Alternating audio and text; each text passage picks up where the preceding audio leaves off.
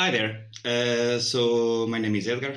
I just won the Portugal's nationalship, and they asked me to do a little deck profile to explain my choices and why I played this deck. Before starting, I must explain why I choose to play this. I'm a pretty heavy combo guy, and I don't like to play the mainstream top tier decks because they have a lot of weight, especially this format. Malis has the Lancia. Ryzen Mitsuguri is by far the best deck, but has a lot of niche interaction that makes it a bit worse. And I was really comfortable playing with White Forest. So I decided to keep playing White Forest because that's a really big deal in this game to play something that you are comfortable, and because of that I choose to continue playing White Forest. Because of that, and because I didn't have much time to prepare and play Malice. But so, moving on to the deck profile. Starting with the main deck.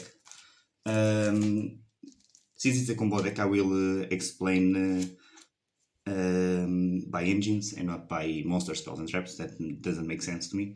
So 3 LZ, 3 Sylvies, 1 of each of the small guys, 2 spelling traps, and 2 civil spells.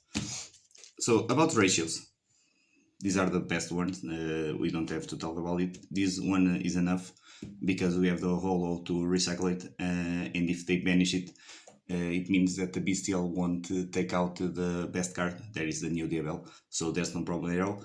A stellar is the best normal summon if it isn't interrupted. If I open these two, I will always start with this one and leave this in hand. Why? It's much safer. Why do I still play here? Because if we are in the middle of the game and the field spell is the last card I activate to push for game, this is the best one. That's why I wanted to play one of her, just so the field spell would have much more power. Tails is mandatory, okay? Why I play Woes and not the fusion spell? I have a lot of motives for that. First of all, this card is much better against Droll, against Fuolos, against Perulia, and I want the space in the extra deck for the super poly targets. So, and I didn't want to play 3 of them because the deck has a lot of cards already, and I didn't want to go up in the count. That's why I prefer the trap. It's much more versatile. So, yeah, this was really good. I didn't miss the fusion spell at all. Next engine is the Diabel Star engine. There is no much more to talk about here. One which is enough because we have the second target in the new Diabels. One happens is all you need, all of course, and I play Morian for a lot of reasons again. Draw is a problem, and this is a searchable trap. It's a trap, so we can work with the new Diabel. It has a lot of niche interactions in the meta because of the Book of Moon effect, so it was really good. And the good part of the deck. This engine is incredibly good. We can push for game just by resolving the White Witch. This card is nuts. It opens a lot of OTKs, a lot of plays in the opponent's turn. These two are small bricks. It's fine to open with them. This card is an extender going second. It happens a lot. The trap has a niche effect to blow up the board, but I didn't use it at all. Yeah, these cards are really good. Moving on to the meta calls. Mandatory, okay. I had the option to play Purley in the main board, but I didn't want to open a lot of bad draws or bad end against the roll, and if I have to put 2 Charmers in hand against the roll, that's really difficult. So these are mandatory, and these are mandatory just to stop this and Perulia. Perulia is a lot worse for this deck. And these 3, I don't like the roll, okay, that's fine. Terraforming. Why did I play Terraforming and not the third field spell? For starters, I wasn't even playing the third one. I was just playing 2 field spells because we don't want to start with her. But doing maths and calculating, we find out that 44 was better than 43 if we had one more starter. And I have Trust in the sideboard, so Trust for Terraforming for Field is really powerful because, again, just Field Spell is a lot of pushes and it's easy to go for a game with just a Field Spell because of XLR too. The more controversial card I play was Super Poly to pair with the Goats.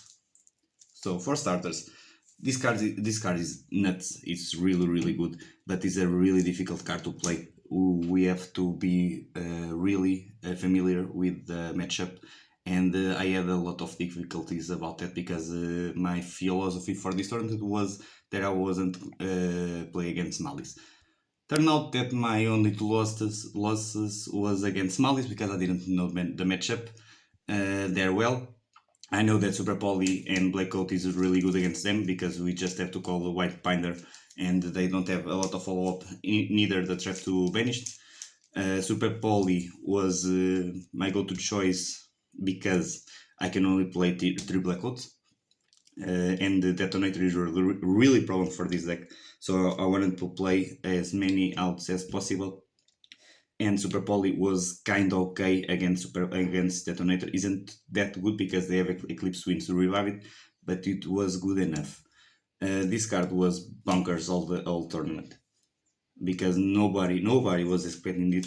Even when I set it not only in the graveyard, being able to call the good ritual against Mitsuguri so they can't summon it was really powerful.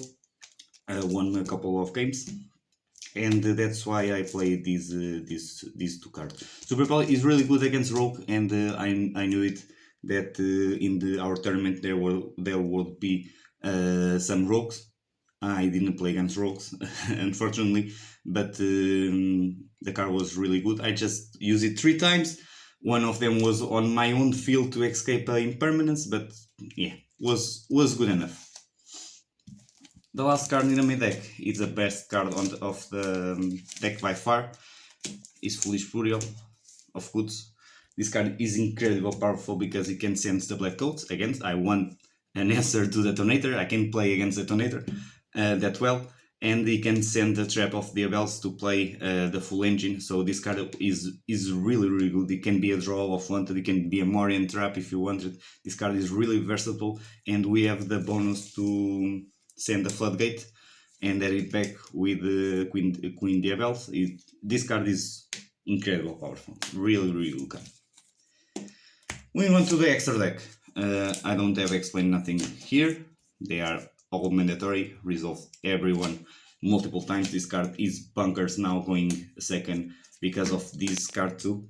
Because if we get stopped while he's on the field, we can summon this one, put 2 White Forest back and summon the Fusion, the Doomed. This card will attack for a game a lot of times, or if it didn't attack, you just can synchro them away to use the new level 12. These cards were all insane. The amount of times that I caught opponents by surprise because they wouldn't expect this one, or they didn't know that this one was a quick, except in the battle phase, only in main. These cards were all insane. This was my last card to put on the extra deck, and I didn't mind it because the extra is really tight. Next engine, I play 3 of them. These 2 are mandatory, didn't have to explain them. Morugina was insane just because it helps play around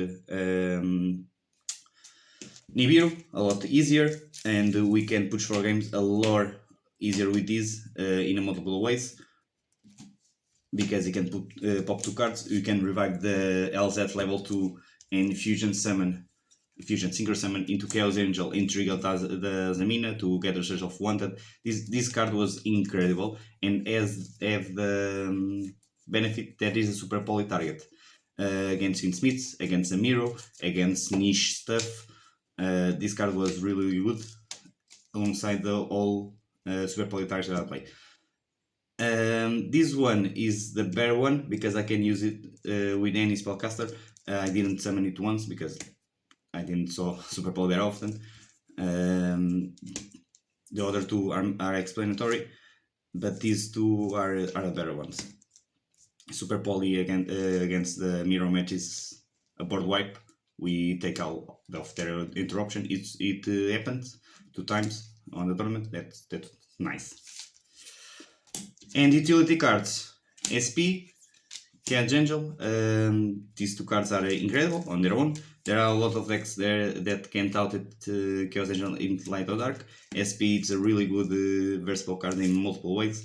Against Baguska, against Nibiru. There's a lot of ways that it can happen, so yeah, good card. And last was nothing. Never summoned it, never gone to time, so didn't need it, but it was there. I didn't put it in the sideboard because the sideboard is tight too. So yeah, sideboard, mandatory stuff, okay, don't need to talk about it. Trust with the 2 targets. In this deck I have the Foolish Brewery of Goods to send these too, so it has more chances to see a floodgate. I have a total of 4 more 3 goods, so I have 7 ways to see a floodgate because goods again can set the floodgate and you just bring it back with the where is it? The Queen Bell. So yeah, this was incredible. This card going second is nuts too because I have a lot of power spells like goods, like terraforming, even add a black code to open the field.